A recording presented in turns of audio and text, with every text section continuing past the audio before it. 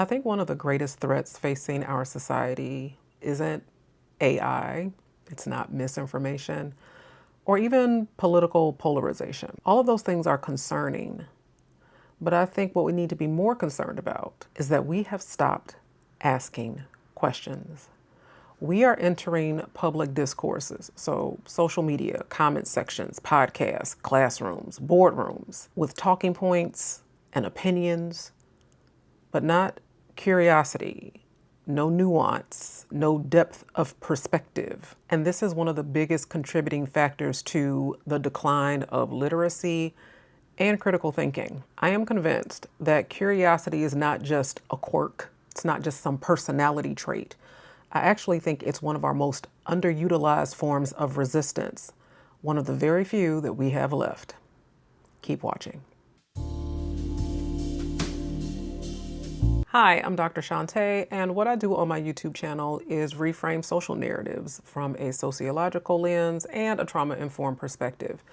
So let's talk about curiosity, because I have been talking about this a lot on my Substack, and the book that I am currently writing, one of the pillars of the book is these ideas around curiosity. Our way back to becoming a literate society, an informed society, an engaged citizenry starts with curiosity. And this is not a reach. This is not a stretch. This is not, some yet to be obtained goal or objective, because we were born curious. Children are born curious. If you spend any amount of time around small children or toddlers, they are full of questions. You used to be full of questions. Why is water wet? Why is the sky blue? Why does he have that hair on his face? Honey, it's called a mustache. Okay, so we are naturally curious beings, but we have been socialized right out of our curiosity, because once you started school and you started asking too many questions, you were disruptive in class. If you are a part of a faith community and you start asking too many questions, now you're being subversive and you don't have enough faith and you're being an obstructionist. If you ask too many questions at work, now you're not being a team player. And so various portals of sociology have kind of worked to make you less curious, because you don't want to be labeled a troublemaker and you don't want to be considered divisive. And this is exactly what Philip Jackson was talking about when he framed that term, the hidden curriculum. So in 1968, Philip Jackson's work, Life in the Classroom, he talked about how schooling, particularly American schooling, is not just for reading, writing, and arithmetic, but that it is also to condition you, to indoctrinate you, to teach you the rules of engagement. Like there's the curriculum, the reading, the writing, the math, but then there's the hidden curriculum, which taught these unspoken lessons of conformity and obedience and unquestioned authority. So we say we want kids to ask questions and we want them to be critical thinkers, but by the time they get to middle school, it's crickets. I'm a college professor. At the end of every class, I'm like, so does anybody have any questions? Any questions? Questions? Crickets. And everybody heads out the door. Even if they're confused, they will not ask questions, because asking questions has been demonized, even in your Zoom meetings. So for those of you who are on Zoom meetings, WebEx, Teams, when the meeting is ending and somebody says, okay, I think that's it. Does anybody have any questions? And Tom says, hey, I got a quick question. You can see everybody, oh God, oh, Tom, give me a break, Tom. It's like, look, we're ready to get out of here. It's time to go. It's a Friday. I'm ready to slam down this laptop. Like, what's up with the questions? Or this could have been an email. So in many portals of society, being curious has been stamped out, and it has harmed us in more ways than we realize. So there's a word called hegemony, and hegemony is basically the unquestioned acceptance of the status quo. People say things like, well, that's just how it is, or hey, you can't fight City Hall. It's just like, what are you going to do? And it's kind of like you give up your power. You give up your power to challenge. You give up your power to ask questions. You just kind of say, oh, well, that's how it is. And that is so dangerous for an engaged democracy. Okay. Like democracy is already kind of hanging on by a thread. And some people would say that democracy is already gone and that we have kind of like transitioned into oligarchy and tech feudalism. And parts of that may be true. But if we are to claw our way back to some semblance of democracy, I think all roads lead to curiosity. It's regaining the muscle to ask questions. Can you clarify that? What did you mean by that? Can I see the data on that? Where are you getting those numbers from? Do you have a source for that? Just minor interruption, just minor disruptions, okay, that are not obstructionist, because there's nothing wrong with wanting more information. There's nothing wrong with wanting to expand your perspective. There's nothing wrong with recognizing that, hey, I have blind spots and I don't know all the things. Nobody knows all the things. So can I get more information before I make a decision? That's okay. And yet, when we live in this age where data centers are popping up, when they are destabilizing economies and destabilizing communities and destabilizing our water supply and our environment, and you start asking questions and then you get batted down because it's like, hey, we're going to use that money for better schools, and hey, we're going to use that money to do better things in your community. Those are all the ways that hegemony tends to work. And because so many of us have been discouraged from curiosity, rebranded as doubtful, we're a heretic, we're a troublemaker, we are a starter. Okay, so when curiosity gets branded under those labels, you just decide it's not worth the headache. I don't want to make waves. Somebody will take care of it. It is what it is. And it is what it is costing us. It's costing us environmentally. It's costing us medically. It's costing us in our food supply chain, because if I see one more report that, hey, guess what else you can't eat today? So I don't know what's happening in other parts of the world, but in the United States, lettuce, eggs, bacon, just simple breakfast foods, simple blueberries, fruits and vegetables that people use in their normal everyday lives. We've lost the checks and balances because not enough things were questioned in the beginning. Not enough things were challenged before we got to the ballot box. And so when you think these things are unrelated, they're not unrelated. The hidden curriculum was to produce exactly this. Just go with it.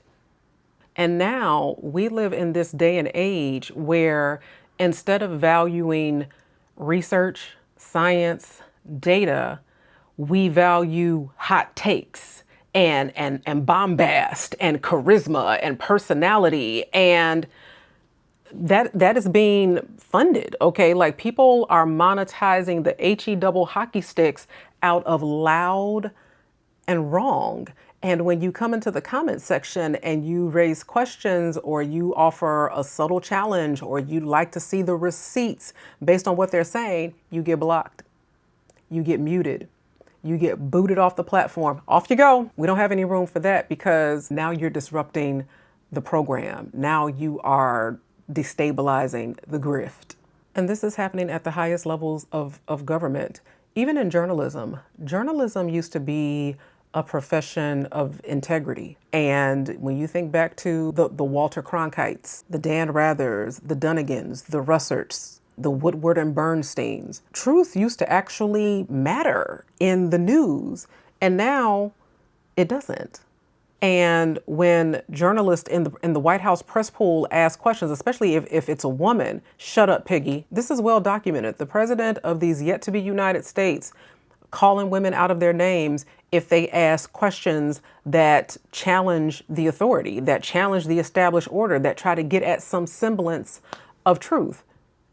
And now mainstream media has been bought and purchased by billionaire oligarchs that just kind of gloss and wash and blur. Like literally right now in these yet to be United States, we have an active sitting senator, Mitch McConnell, who has not been seen in months. No visual confirmation. Nobody has laid eyes on this man in months. He's presumed dead. And we're just like, hey, it is what it is. What are you going to do? Is anybody going to pick this up? I guess not. And then on we go. Taxpayer dollars are funding a seat for someone who could possibly be deceased. Okay. So that's where we are. That's what happens when you stop asking questions, when you stop insisting on truth, when you stop asking for receipts.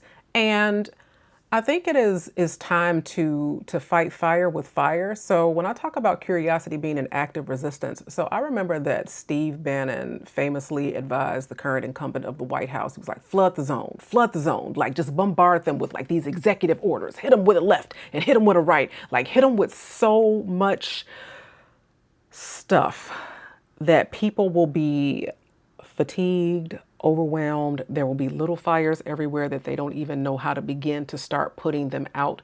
And that's the point. That's also where we are. People that are concerned, are tired, are overwhelmed, don't know where to look first, are just kind of like, what are we supposed to do? So I would say that we should start flooding the zone with questions. When you see misinformation, when you see disinformation, when you see bot generated or AI generated and you just happen to be in the comment section, I think that you should raise a question. Even if the question doesn't get answered and hopefully doesn't get deleted, someone else will see the question, because there are people that are on social media and they just live for the comment section. All that, they never reply, they never respond, they just look and lurk and read the comments. By putting the comment there in print, it triggers something in the brain that says, yeah, where is this coming from? Yeah, who did say that? Yeah. Is there a source for this? Yeah. Can this be independently verified? It reminds people that, wait, we probably should know more about this before we start forming an opinion. And too many people are coming to these public discourses with opinions which are not the same as informed perspective. Charisma is not data. And as much as it might be entertaining or, oh my gosh, this person is such a character and this person is such a hoot, when we're talking about matters of environment, of life and death and morality, I think that getting back to our natural curiosity might be one of the things that actually saves us, that actually pulls us out of this go along to get along, that pulls us out of the overwhelm of being bombarded and start pushing back on a lot of these policies, a lot of these narratives, a lot of these decisions that are impacting our day-to-day life and experience. Curiosity is a discipline, okay? And it's a discipline because our brains are very efficient machines. They like simple, easy, and quick. What's the easiest? What's the simplest? What's the, most efficient way to get this done? But simple, easy, and quick does not necessarily mean right or just or fair. Think about if you ever get called for jury duty and you have to sit there and sift through information. You have to sift through testimony. You have to look for incongruencies. You have to weigh different pieces of evidence. That's the practice. That's the discipline. And I don't think that we do enough of that in our day-to-day life. I think it is high time that we get back to listening twice as much as we speak, to pause and say, do I have enough information about this before I offer my 2 cents? Have I heard enough perspectives to be able to deliberate and offer some sort of valuable input? And if I don't, I can take a pass. Just because we can comment doesn't mean we should comment. And one of the things that I have been doing to retrain my brain to kind of pull back and not be so locked and loaded is side quest. So, nerd that I am, books were my first friends. So that is usually where I default. I often go into libraries and bookstores and I will just take pictures of book covers that seem interesting to me. And when I get back home, I pull up my photos and I start researching the book. And I start with 2 questions. What do I like? And what do I want to know more about? So what did I like about this cover? What is it that drew me in? What is it that when I read the synopsis, what did I want to know more about? Why was this intriguing to me? And then I read the reviews on it. And then I put it on my reading list, or I buy the book right then. It is starting with a, this looks interesting, or this seems like it could be fun. And intentionally pulling that thread so it's not this instant gratification of I instantly know what the book is about, or I instantly know who the characters are, or I instantly, have this depth of information. It's not like that movie The Matrix where you just plug in and like within 30 seconds you just know all about it.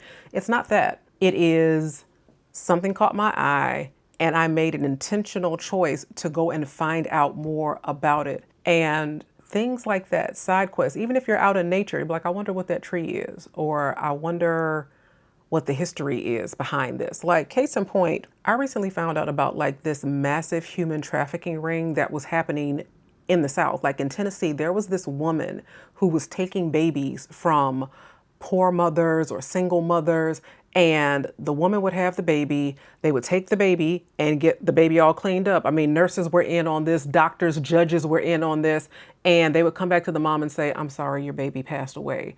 And the mom would never see the baby again. Little to her knowledge, that baby had been sold to like some other family that was like waiting to adopt a child. I was like, what? And I discovered this on a side quest, looking at a book cover. I will find the book. There's a whole book about this. And there's actually some famous people who were like part of this whole scheme. They later became actors or what have you, and how the kids just always were like, I felt like something was off. I felt like something was missing. I really couldn't put my finger on it. They had been kidnapped. They had been taken from their birth mothers and sold. And even though the courts eventually like caught up with them, the person who was running this whole scheme like basically died of cancer and never saw a day in jail. Crazy. But I learned all of that through a side quest, right? My point is, is that it's important to start to cultivate and rebuild the muscle of curiosity. It is important to start to rebuild the muscle of pushback, not from a place of being contrary or obstructionist, but from the perspective of, wait a minute. Do we know enough? Why are we rushing to verdict? Why are we rushing to conclusion? Do we have enough information?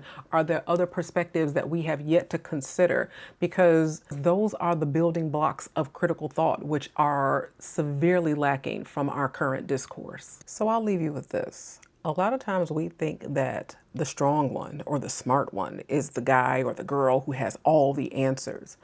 But maybe it's the person who's asking all the questions, that is willing to be wise instead of being quick, who is willing to deliberate rather than be performative, who is willing to measure twice and cut once. We lose nothing in the pause. We lose nothing in the hold up. We lose nothing in the I'm undecided. I need more information. We lose nothing in that. So that when we finally do make decisions, so that when we finally do go to the ballot box, or we finally do decide on referendums about AI and food supply chains and all the other issues that affect our day-to-day lives, we're showing up with informed perspectives instead of talking points, bombast, and sound bites. If you have any questions, comments, takeaways, as always, you are welcome to my comment section, and I will see you all next time.